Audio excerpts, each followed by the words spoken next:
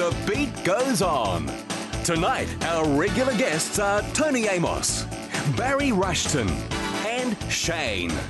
And your host on The Beat Goes On, Jared Smith. Once again, a big welcome to The Beat Goes On. Tonight, our special guest is New Zealand's king of rock and roll, Johnny Devlin. Johnny is back in New Zealand and last night received the Benny Award from the Variety Artists Club of New Zealand. This is a biggie for any New Zealand artist, and it's one that he's very proud of. And for all those history buffs on Auckland City, we have a second session with Kevin Harvey from Parnell, and we get to see some priceless footage of Kevin's father Les and Sir Dove Meyer Robinson. But first up on The Beat Goes On. He's out there in the rain. He's out there in the sunshine. He's out there looking to find the best in movies and music. Our resident guru on all things movies and music, Barry Rushton. The debonair doctor from Birkenhead. Jared, very kind for that little plug, Jared. Very kind for that little plug. Wow, Barry, it's about time I did something nice and kind for you. Speaking of plugs. Yes. Speaking of plugs, Jared, I reckon you've fallen over something wonderful here. It is. Look, Wayne Bevan from the Blue Elephant in Parnell. It's a beautiful restaurant, isn't it? Beautiful Thai restaurant. Yep. Has very kindly said to me, Jared, 10 of your viewers can come and have a lovely meal to the value of $100 for Christmas. That's Isn't excellent. that lovely? That's per voucher. So we've got 10 vouchers. So over the next 10 weeks, 10 of our lucky viewers can win a wonderful night at the Blue Elephant. But we won't do it now. I'll show it to Shane as well. But just to let our viewers know that hang around. End of the show is always best. End of the show. End of the show is always best. Yes, exactly. Don't make a cup of tea at the end of the show because you could be you could be calling out for your ticket. Now, Jared, we had movies last week, right? 99 Homes, if you remember. Really enjoyed it. Oh, weird. It looked good, that movie, didn't it? Not only looked good, it is great. And there was another movie I went to as well. I won't talk about the movie, but it's something as... that can come up next week. No, well, maybe. It's already started, so I may not do it. But anyway, what I have found is a great little gem, a jewel, a guy called William Royce Skaggs, a.k.a., of course, Boz. How did he get Boz out of William Royce? Well, he was at a school when he was younger, and he got the nickname Bosley. And so, for whatever reason, so Bosley gets shifted down to Boz, and that's where Boz Skaggs came, you know. And I really, really have liked Boz Skaggs, you know, since about 2001, for me mainly, when he had that album out called Dig, D-I-G. And I still play it from time to time because I find it and haven't played it for ages, and I whack it on, you know, I like it, you know. And we did a review on his album before this one called Memphis, if you remember, back in 2013, right when we first started doing the show. And Memphis. Now, Memphis is a great album because he sings other people's songs, and that's where Boz is great. And this album's called A Fool to Care. It's his new one out. It's been out for a month or two now. But it is, I tripped over it and found it, and I like it, you know what I mean? I really like it. You know, he's got that... I love the way you do research, Barry. You quite some time behind, yeah. Okay. But it's his iconic voice, isn't it? You know, that's the thing. Those people who've been following Boz over the years or know about him, you know, in the late 60s, he was the lead singer with the Steve Miller Band, if you remember. And then he went out on his own, had a few hits under another record, not hits, but albums, which didn't do that great. But 1976, he brings out Silk Degrees. Remember now, Silk Degrees went forever and ever. You know. Did I tell you I met him? No, you did not. Yeah, remember the White Heron in Parnell? I do. Well, in 1978, I was a DJ on ZM. Boom. And we were all invited up to meet Boz Skaggs at the White Heron. And you would have enjoyed that. And I also think he didn't know me. I think this rascal also stayed at my wife now, their place up in Waiwera, you know, the Coach Trail Lodge. You always have to have a better story than me, don't you, Baz? Now, what is synchronicity about this rascal is that when you go through this, it's been produced by a guy which I talked about 2 weeks ago, a guy called Steve Jordan, the drummer, the producer of Keith Richards' new album called Cross-Eyed Heart. And I'm going, can't be. But it actually is. And not only that, it's recorded in one of the studios we've talked about before called the Blackbird Studios. Remember these Blackbird Studios in Nashville?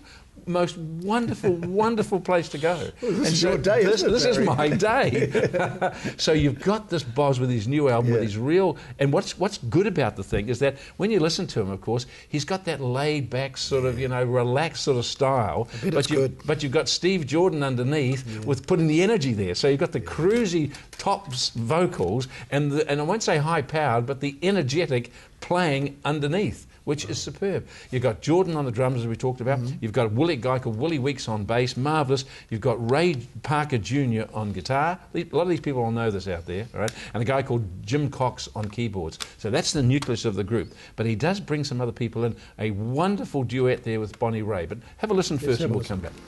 I'm a fool to care when you don't care for me.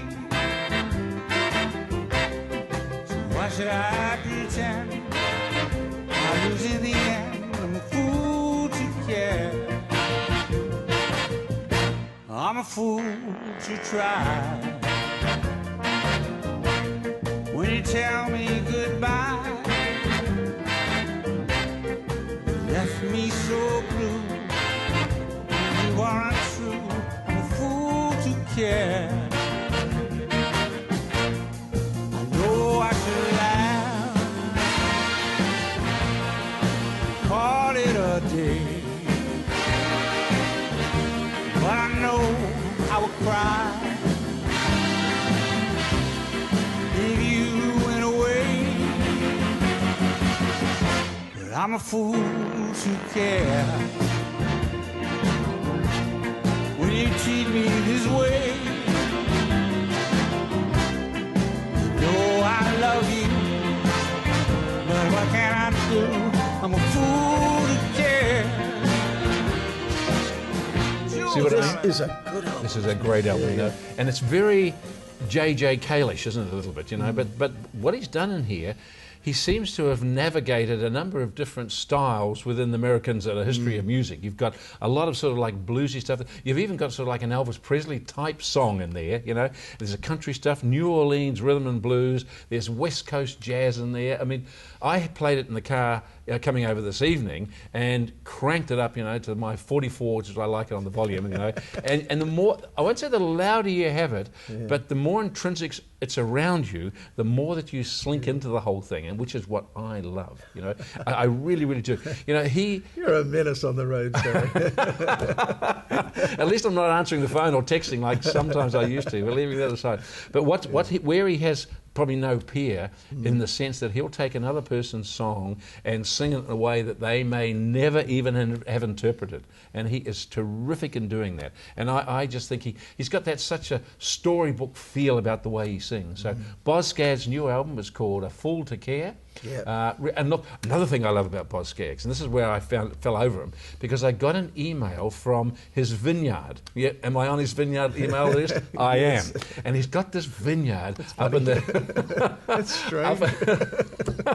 My wife will be saying, yeah, absolutely, I know exactly what he means. And he's got this beautiful vineyard up in the Californian hills in San Francisco between the two major valleys, and he puts these beautiful wines out. And he only fell into the wine industry, again, by accident, because a vintner came by and was talking to him, and he said, look, I've got some spare plants. This is way back in 2001. And he planted them, and the next season they started going great. And he plants all these French varieties, and his wines are very expensive. But that's why they sent me, and so I went on to there and followed it through the links. Blow me down, he had a new album, there it is. So anyway, Boz Scaggs' new album, it's a great one. Barry, it's wonderful. 8 out of 10 for me, at least. 8 out of 10 at least. See you next week. Next week, mate. With maybe that movie. No, maybe not. Yeah, maybe not. See you. Once again, a big thanks to Barry for joining us on The Beat Goes On. And we ask of our viewers a special favour. Like us on Facebook. Stay in touch with the longest running chat show in New Zealand.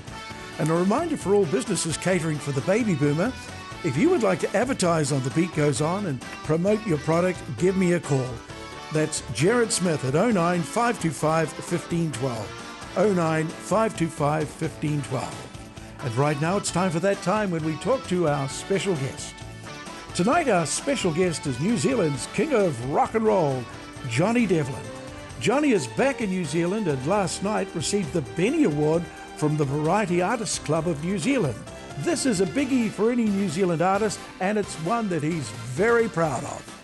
Johnny Devlin, welcome to The Beat Goes On. What a Thank you. privilege to have New Zealand's #1 rock and roll star in the humble studios of The Beat Goes On. Well, it's why an honour. not? Thank you, Johnny. And It's my pleasure.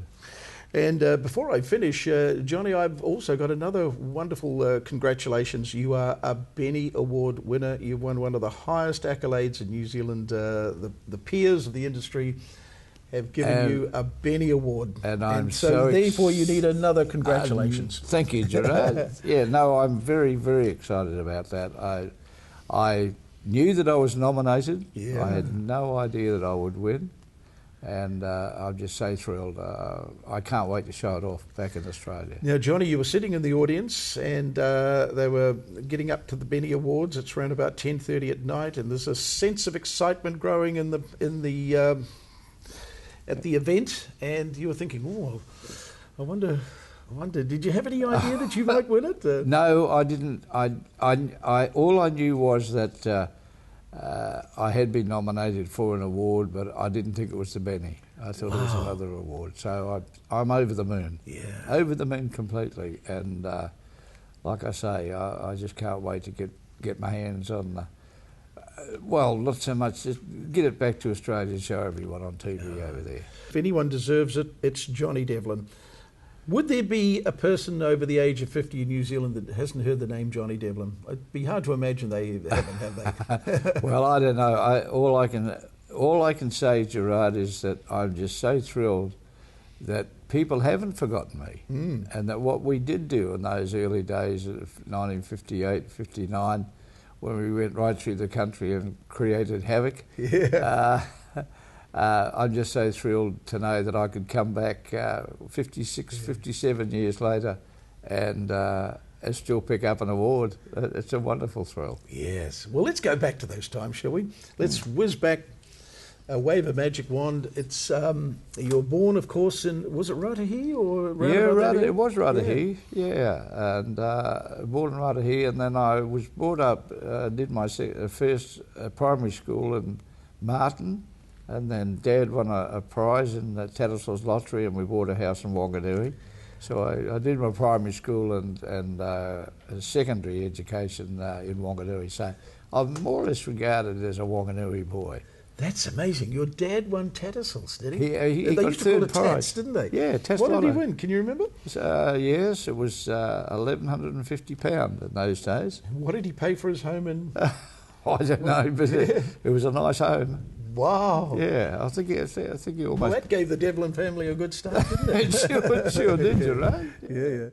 So anyway, how many in the family? There was mum and dad. 5 boys, yeah, 4 brothers and myself, and we started singing rock and roll after hearing Rock Around the Clock come over the Lever hit parade, Yeah. which was the only hit parade we had in those days. So before that, before Rock Around the Clock, you were Yep. doing country sort of music? Yeah, country music and all those good old songs like Dean Martin used to sing That's Amore. And, they were wonderful, weren't they? Yeah, they were fabulous songs. So you heard 1, 2, 3 o'clock, 4 o'clock, rock. 5, 6, 7 o'clock, 8 o'clock, rock. 9, 10, 11 o'clock, 12 o'clock, rock. We gonna rock around the clock tonight. Put your glad back. And I thought, wow. I just loved the beat of Bill Haley and the Comets, and I still do today. I think the sound that he got was absolutely fabulous and still stands up today. So it electrified the 5 brothers, and you were It right into certainly rock did. and roll. Yeah. And Mum and Dad thought it was a bit much for them because they were elderly at the time. Yeah. So the 5 brothers decided to form a band called the River City Ramblers. And we started singing Rock Around the Clock. My brother played an old slap bass made out of a tea chest, and my other 2 brothers got broken beer bottles and stuck the tops in one and a bit of cellophane in the middle and sounded like saxophones. And this is 1955, isn't it? Around about 55? Yeah, that's right. Wow. So we started rocking and rolling, and that was the start of it all, of course. And then, of course, along came Elvis Presley. Now, here's the next big song. Oh, yeah. Where were you when you heard it? You were listening to I don't know where I was. I could have been in the bank. Heartbreak Hotel came across, and I Well, thought, since my baby left me. oh, beautiful Wow. stuff. So that was amazing too from your Yeah, point of it view, was, yeah. you're right. And I thought, wow, this guy has got so much emotion in his voice. I'd love to be able to sing like him. I'm going to learn to sing like him. So that was the one that did it. That's got Johnny Devlin started on a solo career, wasn't it? When you heard Yes, that? that's correct. And I wanted to sing like Elvis. I thought New Zealand needs a king of rock and roll. Yeah. I'd love to become New Zealand's king of rock and roll. This was my dream when I was at high school. Yeah. Of course, I went professional when I was 20, and that was the start of it all. More gentle times back then, weren't they? 1958, 57, 58, 59. New Zealand was a completely different place, wasn't it? Well, yes, it was. It was following the lead of the Americans with all the idols coming along. We had Teddy Boys, we had Milkboat Cowboys, Yes, and we had Widgies and Bodgies. Bodgies and Widgies, and of course the stovepipe pants and all that sort of thing. And it was a whole, like the dress was one thing, the way we danced was another thing, the music was another thing. It was just a whole revolution, a complete change of everything. Now, Auckland, to do anything in New Zealand, you had to go to Auckland. Had you did. thought about Auckland at all? You'd been mostly around the Wanganui district, Yeah. Palmerston North. So who said, Johnny, go to Auckland? Yes, well, in actual fact, I was trying to get away from my girlfriend, and That's a good start. and we'd broken up, and I was pretty unhappy. And I knew one person in Auckland, a man who I'd met at a youth club. We used to have youth clubs in those days, and this man was a rock and roll dance champion from Auckland, and he said, if ever you come up to Auckland, look me up. He said, I'll get you some work. And that man's name was Dennis Tristram. He was New Zealand's rock and roll dance champion, Dennis and Dorothy Tristram, who eventually came on the Johnny Devlin show to give exhibitions of rock and roll dancing. And so I was pretty upset. I was walking down to the station to catch the train back to Wanganui, and I heard this voice, hey JD, and it was Dennis, and he said to me, what are you doing? I said, I'm just heading home, back down to Wanganui again. And he said, why don't you stay over? He said, come up to Trades Hall. He said, we've got a rock and roll dance. He said, I think I can get you up there to sing a couple of songs. And that was the start of it all. And of course, we got Dave Dunningham was the guy who ran the hall in the dance. And he said to me, I'd love to get you up here permanently. You can stay at my place. He said, and sing at the weekends. He said, and I'll get you a job during the week. And I said, that sounds pretty good to me. And that was the start of it all. And we were getting huge crowds on the Friday and Saturday nights at the Jive Centre, which was known as the heartbeat of New Zealand rock and roll. We're just up the road here. And then you needed a single. They got you into a recording studio. It was a makeshift recording studio, wasn't it? It wasn't a proper studio. And you did Lordy Miss Claudie. Wow. Well, that's right. Well, the original version, we did it live in the Jive Centre, in the Trades Hall, on a little 2-track machine. And, well, that record today, people still love it, you know. But we had to record it twice because the NZBC, in their wisdom, I suppose, didn't think it was up to the standard of overseas recordings. So we went into a proper recording studio, which was Elred Stemming's studio, actually. And we re-recorded Lordy Miss Claudie again. And, of course, this time they accepted it.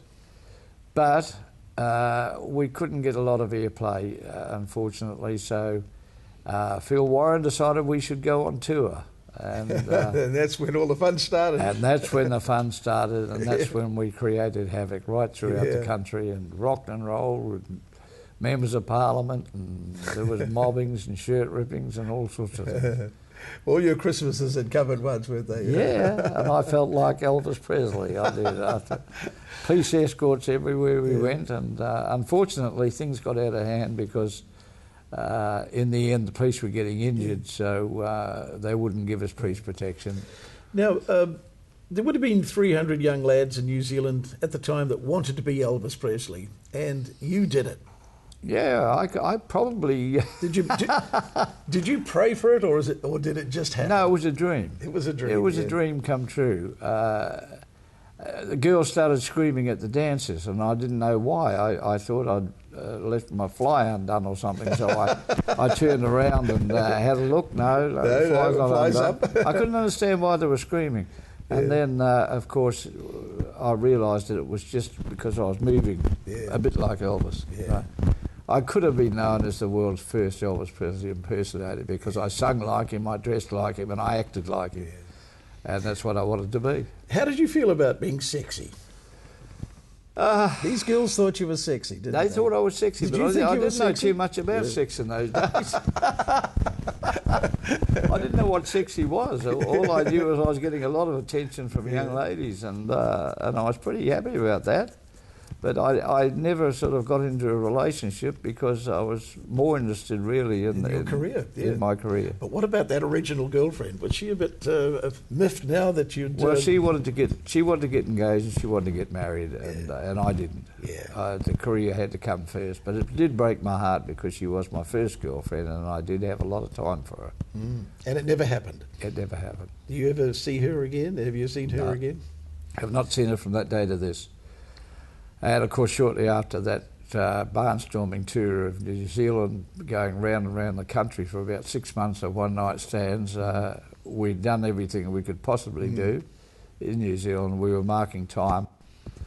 In Auckland here, when I say we, I mean the band, the Devils and myself, we didn't know where to go or what to do, and suddenly my recording manager had a call from Lee Gordon in Australia, who was bringing the Everly Brothers to Australia.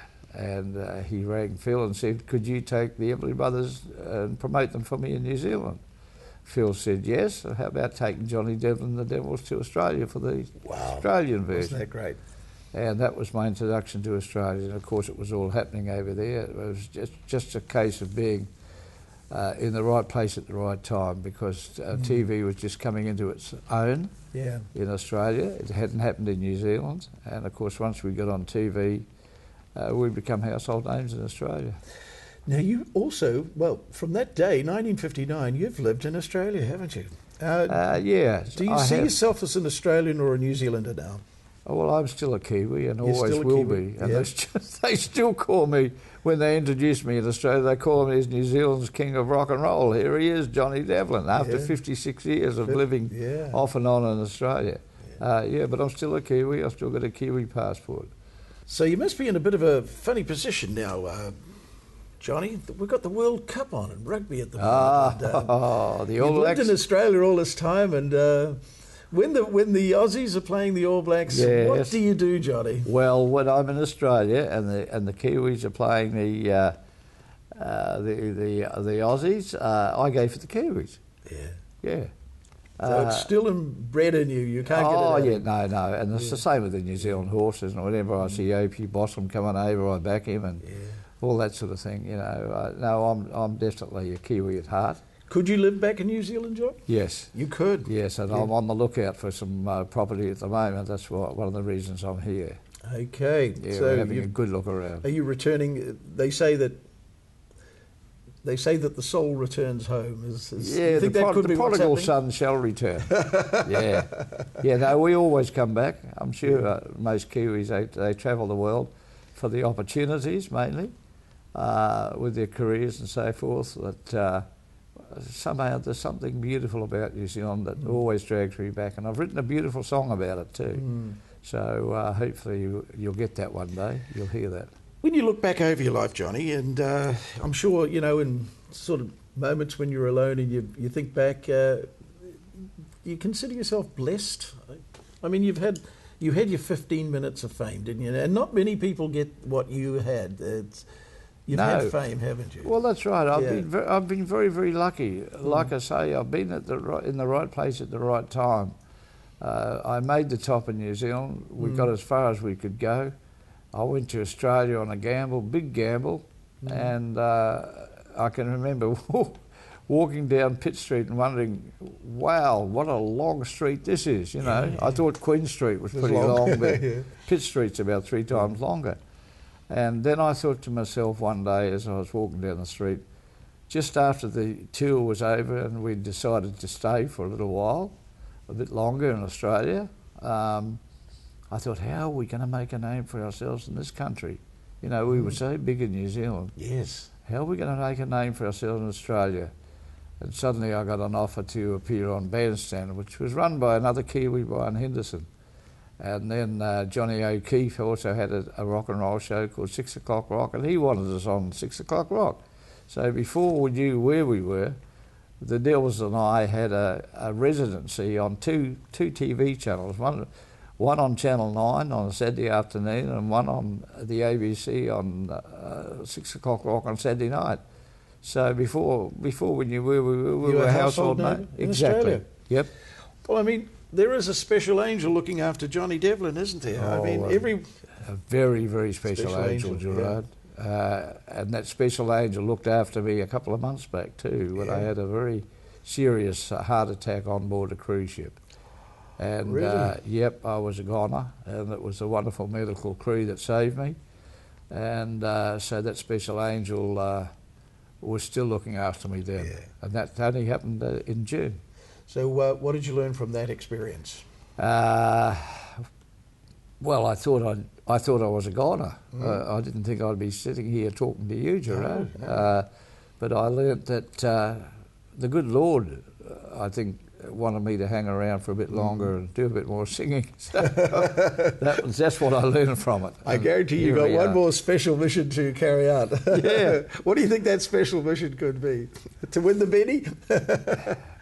The special, well, we won the Betty, Yeah, and that's the most yeah, important exactly. thing. And that was that special. Yeah, that's right. Yes, exactly. So finally, your peers in New Zealand, the Variety Artists Club of New Zealand, have all got together and they've said, we would love to recognise Johnny Devlin as playing an important part in the music history of New Zealand. That's what they're really saying to you, aren't they? Yes. Yeah.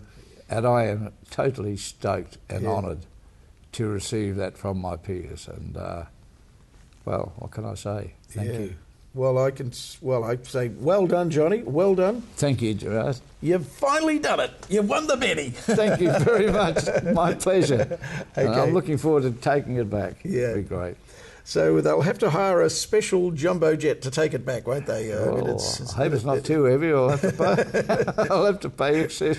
Now, what else is there to win in Australia, Johnny, just before you go? Have they got something like the Benny in Australia for services to the music industry? There's only one I haven't got in Australia yet, and that's an aria. Oh, an aria. I've got everything else. I've been admitted into the several halls of fame over there, and walls of fame and halls of shame and everything else. We've got all those things, but I haven't got an aria yet, and I'm Well, looking Johnny, forward to it. maybe that's what you were brought back. That medical team fought to save you so that you could win the Benny and win the aria. Well, That that'd be could great, it. Gerard. Yeah. If we can do that, that'll be fantastic. Yeah. Well, Johnny, we've got to finish now, but I was 11-year-old boy when you were doing all these wonderful things, and my mother was tut-tutting about this terrible thing called rock and roll, and I was thinking, wow, I'd like to be Johnny Devlin. You felt exactly the same way as I did, Gerard, and I thought the same thing too. Yeah. Wonderful. Thanks, Johnny. Good on you. Thank See you you very again. much. Okay, and thank thanks, you, New Johnny. Zealand. Bye-bye. Coming up next on The Beat Goes On, we welcome our ambassador from Parnell, Kevin Harvey.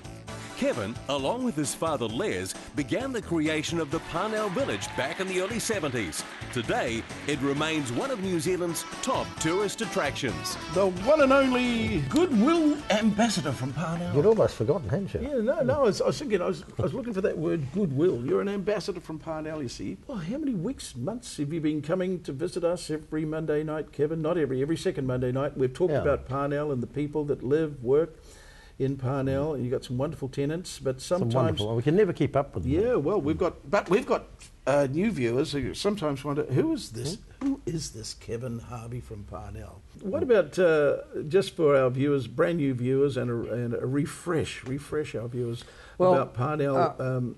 because you've got in your hand some wonderful footage of your dad Beautiful footage, yeah. talking to Derek Nimmo from Oh Brother. That's the This is one. priceless footage, isn't it? This is actually priceless, so you'll have to look after this. Yeah. Now, all remember Derek Nimmo, and probably a lot of them will remember Dad. Les Harvey, he was a legend. He was an icon of Parnell. Yep. Now, what happened? And a great father. He lived up, and a great father. He lived up in Parnell, or he knew Parnell, and he saw it was a rundown suburb before your dad got there, but he saw potential. What did he do? Did he just go and start buying sections? How did it all happen? He saw, the beauty and the magic that just had to be released. Realised. But did he buy it up for a song? Was it really going really cheap? I don't know. I can't remember if it was a song. It probably would. Always when you buy property, it's for a song, because that's the thing about property is there's less of it every year that passes. Of course, we had to fight the council. As soon as anyone does anything a little bit different, you tend to be a little bit ostracised. But he was a good fighter, and he was true to his endeavours. Yeah. And so, I'm very proud of him and what he's created, and it's created a lot of joy for a lot of people. But he had a wonderful personality too. He would stop and talk to everyone, wouldn't he? He had a especially the girls. But especially the girls. No, he did. He'd speak to everybody. But he was an old world, quirky type of architect. He loved the corner, and he loved the round piece, and the straight line was just not Dad, was it? No. He did everything very much by instinct, instinct, sitting, looking, moving around, and very spontaneous. And I must admit, I'm a little bit the same. I've picked that up, which really, my architects and town planners and all the people in council, it becomes very expensive, because I'm constantly, I can't look at plans properly, and I have to do stuff by touch and feel. Yeah. So, well, look, in your hand, you've got some great footage there, precious footage. Now, this is your dad in conversation with Derek Nimmo, and all our viewers. Up when Parnell Village was being just newly formed, and it was a real party atmosphere. Well, let's start at the start, shall we? Harry. And we'll have a look. Well, how? Sort of custom-made are your shops then? Well, actually, I build every shop to suit every tenant.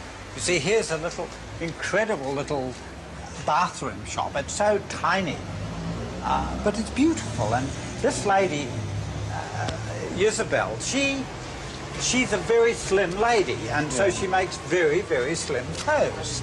And she had this problem, of course, of stout ladies coming in. Of course, she had nothing for them, and she said, well, look, how can I stop coming in, you see? What, the fat women from going in? Yes. Yeah. So I thought, well, now, I'll cut a hole through this window, and I'll make a tiny little door. This tiny little door, you see. I see. And so if they can walk through there...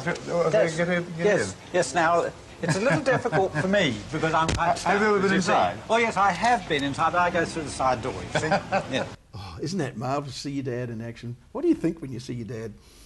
Oh, well, I love him. Yeah, good on you. And I find that whole period was very inspiring.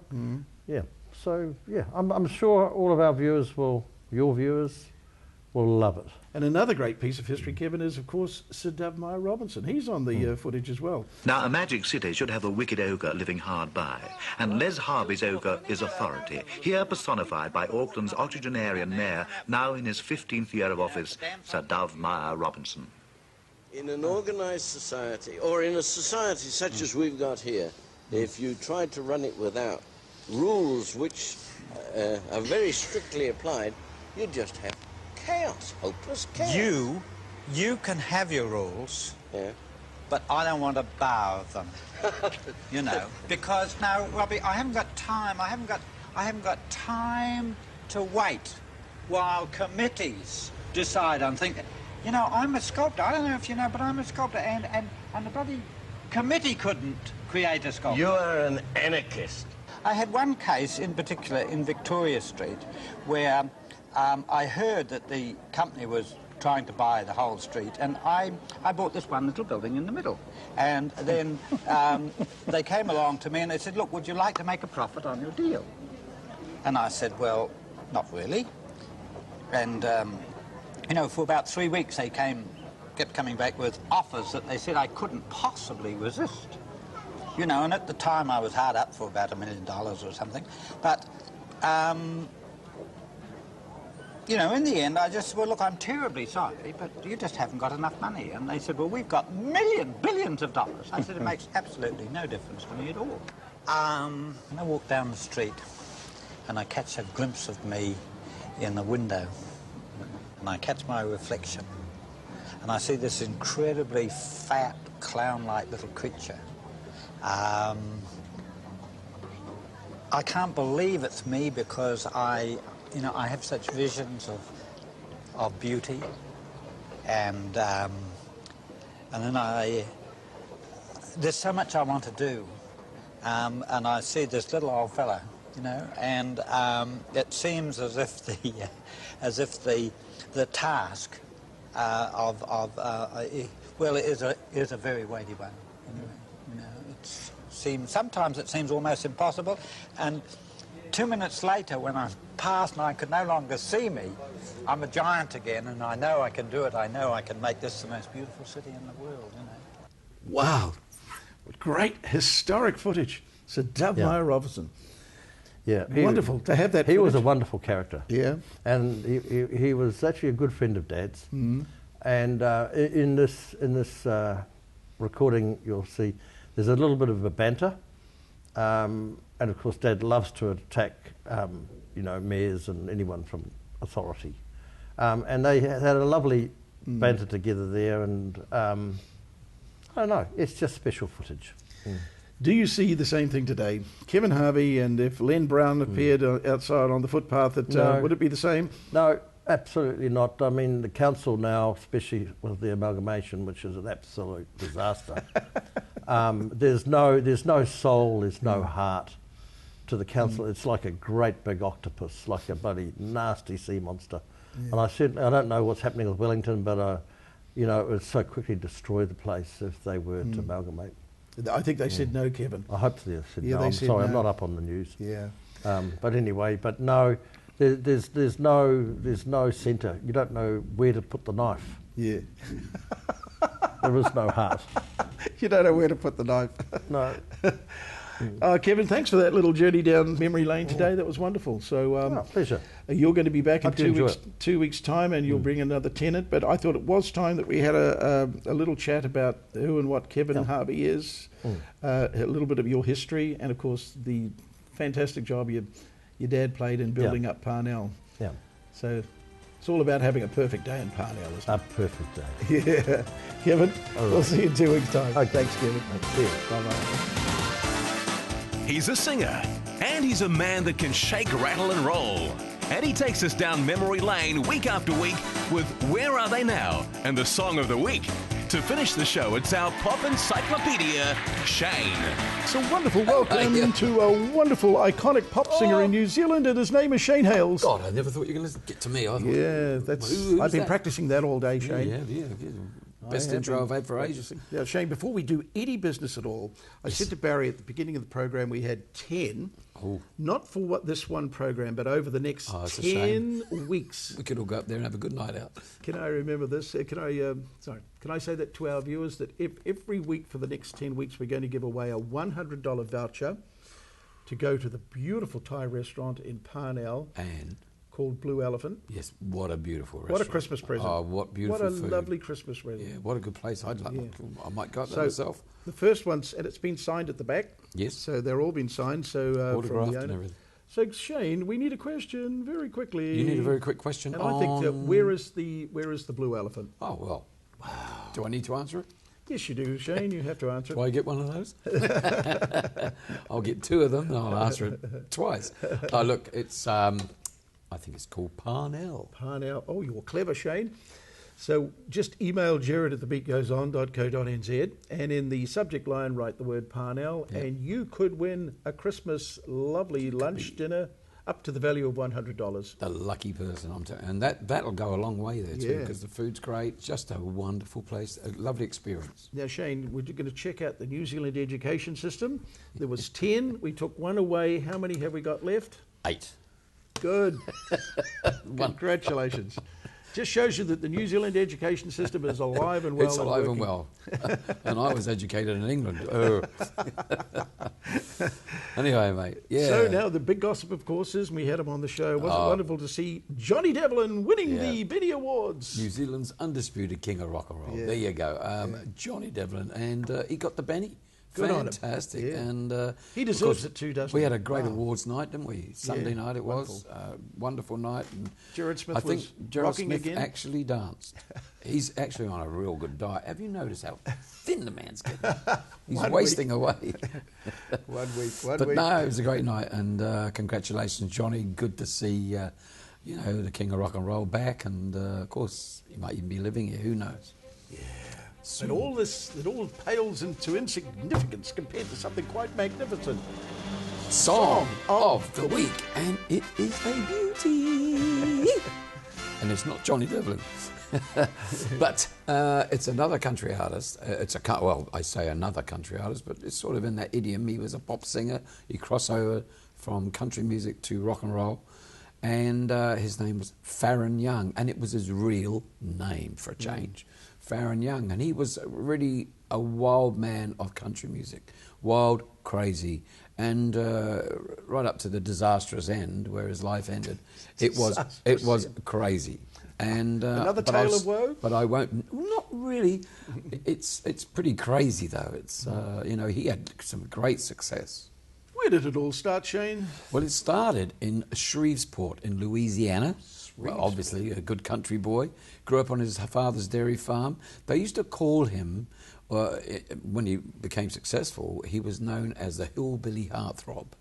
And the other one they called him was the Sheriff, because he was in a couple of movies in the 50s, late in the mid-50s, 56, 57, 58. And they were cowboy movies where he sort of had a little bit of a, Daniel Boone was one of the movies, but he was known as the Sheriff. He was the good guy. He was always the good guy in the movie, He had the good looks. And the Singing Sheriff. Now, he was born in Shreveport, like I said, and it was February the 25th, 1932. Ooh. And he didn't live to an old age, a grand old age or anything like that. That song, When I'm 64, really took hold because he only got to 64. You wouldn't be loving it. That was it. It was over. And but I tell you what, he crammed in so much into his life in that lifetime.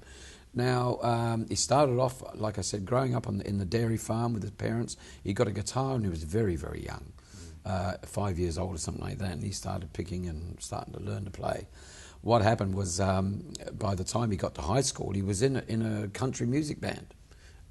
So he was destined to become a star. He was working on it. Anyway, in the first country music band, and then he meets a guy called Webb Pierce, and they form a duo, and they get touring all around the South and right down there, and he gets noticed, and people start saying, this guy is good. Yeah. And he gets a gig on Louisiana Hayride. Oh, that's big. Which was big at the time, and that was a live music show, of course, on radio as well as television. It progressed to TV through the 50s. So he was very fortunate there, and he started to make a big name for himself. Anyway, Capitol Records saw him. He had a little label, not like Geffen Records, but a funny name like Gothic Records or something. Gothic, yeah. Real bad name. And he signed with them. He made a couple of records, and it just, they bubbled around. Then Capitol Records come along and bought his contract out. They liked the look of this guy. They said, this guy could be a star. And he had the whole thing because he had the looks, and he wanted to sing rock and roll at the beginning, but he sort of went country, as they did. Capitol Records have got hold of him. They put him out there, and he gets first 2 hits, 2 records in succession. Wow. They're hits. They're only in the top 10. They don't get to number 1. He doesn't do that till 1955. But what happens when he's just getting off his feet and everything's going good?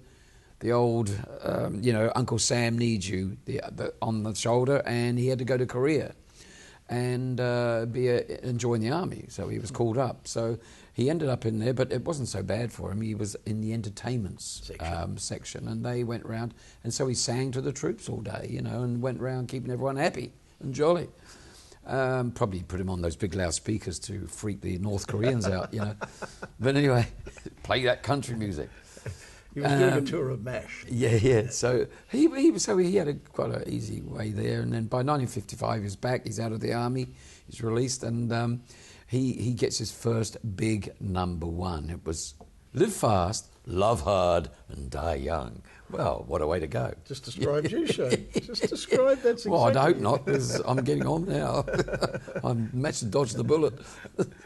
Anyway, so that was his first. That was his big number one. That was the big one. 1955. He's a star now. Live Fast, Die. And they also liked him at the Grand Ole Opry, so he became a regular at the Grand Ole Opry. And he was going really well. Got married. He did all the right things, and he was making. But he was a very smart man. What he did, he invested all this money that started coming in. He invested really well. He became a great at real estate. He bought up a lot of real estate, which was profitable all the time.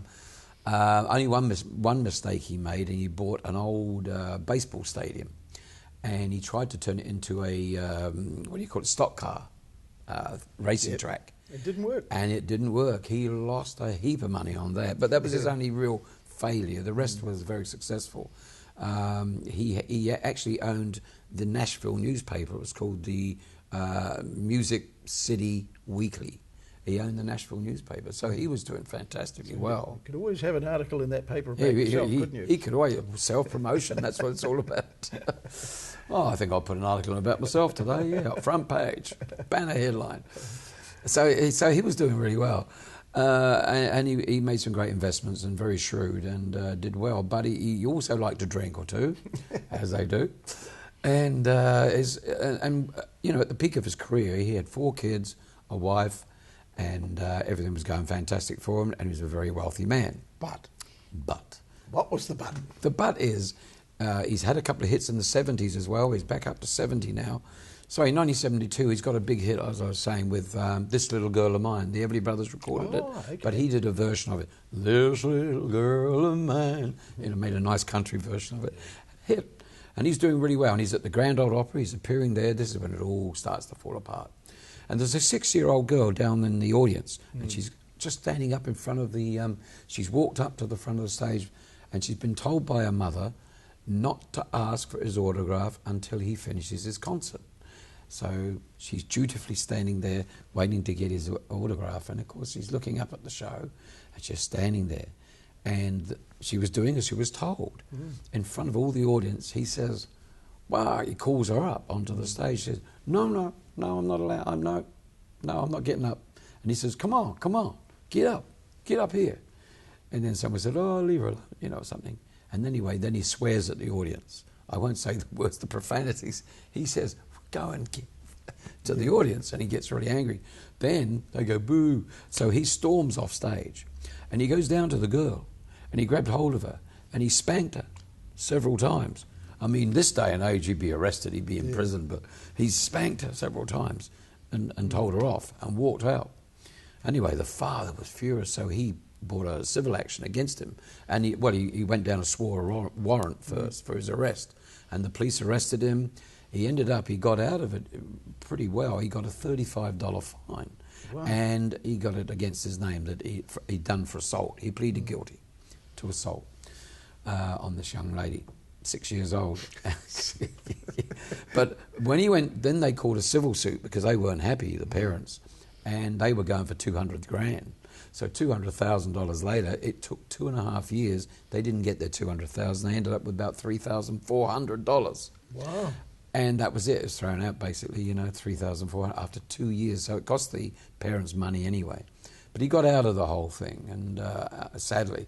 Isn't it funny how a small little incident like that... He was angry, Yeah. And it was totally out of hand. Yeah. He was over the top, obviously. Now, his excuse for all this behaviour, at the civil hearing, he said, when he bent down, before he spanked her, he said he leant over and she spat in his face. That's why he said he spanked her. But he had to find some excuse, didn't he, for the outrageous behaviour, spanking some poor little 6-year-old. Yeah. And I mean, it was a concert. Where was your head at? Yeah. But he had a famous saying. He said, I'm not an alcoholic, I'm a drunk. That was his famous saying. He always went back on that, And what happened, he got divorced 15 years before his death, when he was 64 years old in 1996. he was divorced. He had 4 kids and etc. But what happened was the wife. He had many affairs all around Nashville, quite blatantly out there, pictured with different women, all that sort of thing. He was having it away. He had his cake and he was eating it. He was eating it. He was hogging it, and he wasn't blowing the candles out. Anyway, what happens is he gets home and he's a bit upset. He's outrageously. He suffered from depression. He used to go fits of alcoholism, and he'd get the gun out and he threatened people with a gun, you know. Anyway, the last straw was when he threatened his wife and his 16-year-old daughter in the house. And he'd always come home, apparently he was always having the ceiling repaired because he would come home and shoot the gun through the ceiling and bang, bang, bang, bang. He was known to have, you know, in one nightclub in Nashville, he went in there and he shot all the lights out throughout the whole nightclub. He had to replace him, but he was a loony with a gun, you know. He was a troubled soul. He was a troubled soul, and he suffered from depression. So, you know, and when he went on the binge with the drink, it was just combined to make it a disaster waiting to happen. And this night he threatened his 16-year-old daughter and his wife with the gun, put the gun to their heads and said, you know, I'm going to kill you and all that sort of stuff. That was enough for them. They said, this is over. And she got him put out of the house and everything else, and one of those orders put on her, you know, for... Restraining order? Restraining order. Thank you, everybody. Restrain that man. And so we got a restraining order put on him, and he wasn't allowed to see him, and then she divorced him, and that was it. It was over. Anyway, but what happens then, it just gets worse and worse. Yeah. He made some records, and he ploughed on, but by 1996 he was getting very down. His depression had reached a real bad stage. Besides the depression, he'd been diagnosed with cancer, prostate cancer. So he decided, and it's funny, isn't it, that he lived by the gun and he used to shoot the thing round. He actually turned it on himself in the end. And he was so down one time there, it's lonely and everything else, and things weren't going so well. 1996, he turned around, he put the gun in his mouth and went bang, and he shot himself. Now, that's very sad. That's a terrible thing to happen, the tragedy. He shot himself, but he didn't die. They found him still alive, hanging on to life, you know, clinging on to life. And the ambulance took him away to hospital, but he did die the next day, December the 10th, 1996. Gosh. 1996. It was all over. Wow, what a way to go, Shane. What a way to go. What a way to go, yeah, just before Christmas. But before we do play the song, it was a great song. The song of the week was called Hello Walls. How did that... You must have been talking to the walls quite a few times. Well, it's a funny story there because what happened, just by chance, isn't it a wonderful thing when these songs get discovered and recorded? He was sitting in a bar working at the Grand Ole Opry. He'd gone down the road to a little place called Tootsie's Orchid Club. Yeah. Tootsie's Orchid Club it was called. I love that name. And he was hanging out there having a bourbon or whatever and sitting back and relaxing. And this other guy came in who was having a really hard day, and he was a song plugger. He had all his demos with him, and he was having a bad day, couldn't sell a song anywhere. And, you know, Nashville, you got these song pluggers running around. And he had these couple of songs there, and so he got chatting to him at the bar, and he said, look, I'm having a bad day, I haven't sold a song. He said, well, let me have a look at those songs. So he plays him a couple of the songs, and he went through them, and suddenly he picked out one song. It was called Hello Walls, and it was by a young songwriter, unpublished and everything. No one knew of him at that time, Willie Nelson. Willie Nelson had written it. And he's sitting and he loved that Hello Walls song. And he said, I want to record that. It was just a fluke. He walked into the bar and he was looking for another song. And he went, I love that song. And of course, it was his biggest hit. Yeah. Biggest hit he ever had, 1961. I can remember the first line, Hello Walls. Yes. What happened after that? There's another verse. It says, hello, window. But he said, but in America, they say, hello, winder. Winder. Hello, winder. Yeah, but Hello Walls.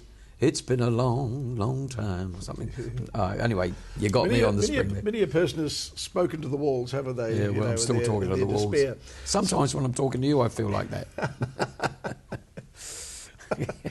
Shane, I can surmise that tonight's Song of the Week has got to be... It's Got to Be by Farron Young from 1961 with Willie Nelson's song, Hello Walls. Hello Walls. How'd things go for you today? Don't you miss her? Since she stopped and walked away. And I'll bet you ready to spend another lonely night with me. But lonely walls, I'll keep you company. Hello, Wenda.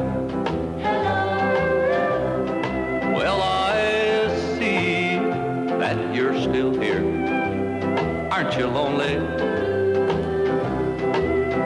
Since our darling disappeared. Well, look here, is that a teardrop in the corner of your pain? Now don't you try to tell me that it's rain. She went away and left us all alone the way she planned. Guess we'll have to learn to get along without her if we can. Hello, Celia. I'm gonna stand. It's a great opening, isn't it? Just the beautiful the scenery. I love the shooting of the video and everything. It's just classic country music from 1960, 61. How it was, I love it. And all the cowboys' gear. The way the world was meant to be. Yeah, not the cowboys they got today, but those cowboys. But I love it. But did you know? Now, did you know he was very good friends, Farron Young, he was very good friends with Hank Williams. Now, the real Hank Williams, the classic, Your Cheating Heart and all that.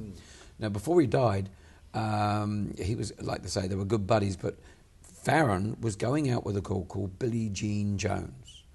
And she was a very pretty girl, and he was mad about it, And Hank Williams, she caught his eye, and he thought, she's all right, I like her. So Hank Williams schemed. Now, he was good buddies with Farron Young, and he said, why don't we all go out on a double date together? And they all did that. So there's Farron with Billie Jean Jones, his girlfriend, and Hank is out there with his girlfriend of the time. And it's all set up. And when he gets out there, he pulls him aside, Farron Young, pulls a gun on him and said, listen to me, buddy. Puts a gun in his chest and he said, I want Billie Jean Jones. I'm in love with her and I want her for my girlfriend. Well, when you've got a gun sticking at your chest, Farron Young says, that's not a problem. You can have her. I don't like her anyway. That's how it evolved. Yeah. And he schemed it that they had a double date, but he pulled him aside and said, I want her. Okay. And and anyway, he married her. And they lived happily ever after. So Billie Jean Jones obviously had a thing for Hank at the end of the day. So, or he maybe pulled a gun on her and said, you're going to be mine. I don't know. Yeah. But that's how that evolved, that relationship and that marriage of Hank Williams. He actually pulled a gun on Farron Young and said, I want your girlfriend. Now, Shane, we've got a terrible problem now. Last week we had Hello Dolly, and today we've got Hello Walls. Yeah, so my thing about Hello Sausage has already been done. Yeah, big goodbye sausage now, baby.